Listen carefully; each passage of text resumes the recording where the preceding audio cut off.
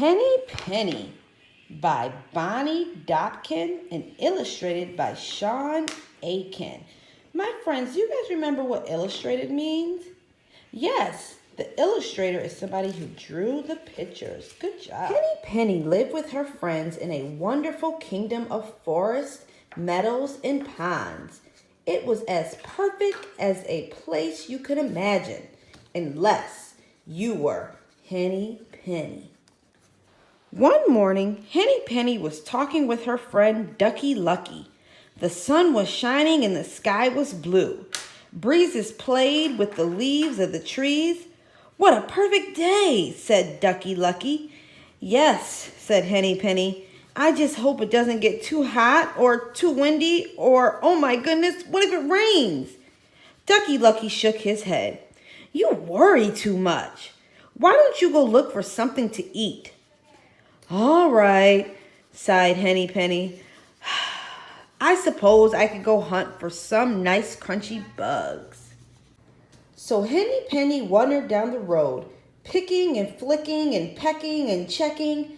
Finally, she stopped under an old oak tree. Bugs and grubs were everywhere. "Well, those look tasty," said Henny Penny. "I only hope I don't get sick from eating too much." Just then, the wind puffed through the branches of the oak tree. It loosened an acorn. The acorn fell straight down and clunk! It hit Henny Penny on the head. "Ouch!" cried Henny Penny. "What was that?" She looked around but didn't see anything. "My goodness, the sky must be falling. I must go and tell the king." Henny Penny fluttered down the road. Soon she passed the pond where her friend was still swimming. "What's wrong?" asked Ducky Lucky. Henny Penny didn't even stop. "The sky is falling, the sky is falling. I must go and tell the king." "Are you sure?" asked Ducky Lucky. "I remember when you lost a feather and you thought your wing was coming off." "Look at this bump on my head," said Henny Penny. "I tell you, the sky is falling." "Then I'll come with you," said Ducky Lucky, and he jumped out of the pond. Soon they came upon Turkey Leg, who was gobbling berries from a bush. "What's the matter?" he asked. "Why are you running?" "The sky is falling," cried Henny Penny and Ducky Lucky. "We must go and tell the king."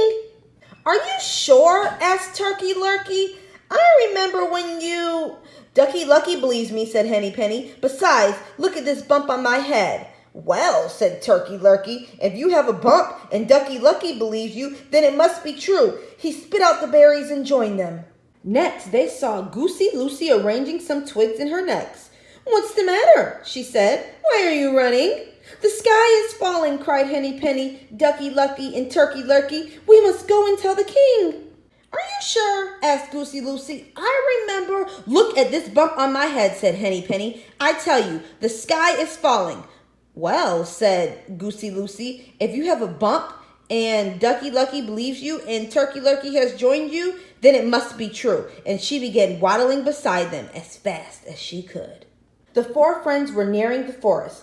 Cocky Locky was roostering a tree branch, practicing his crow. "What's the matter?" he asked. "Why are you running?"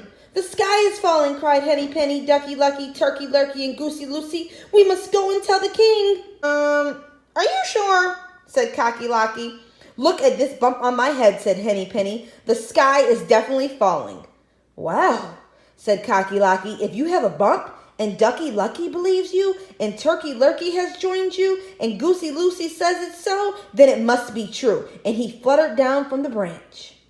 Now the five friends hurried into the forest.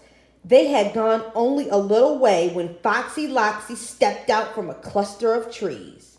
"Oh my," he said, "you all look so distressed. Whatever is the matter?"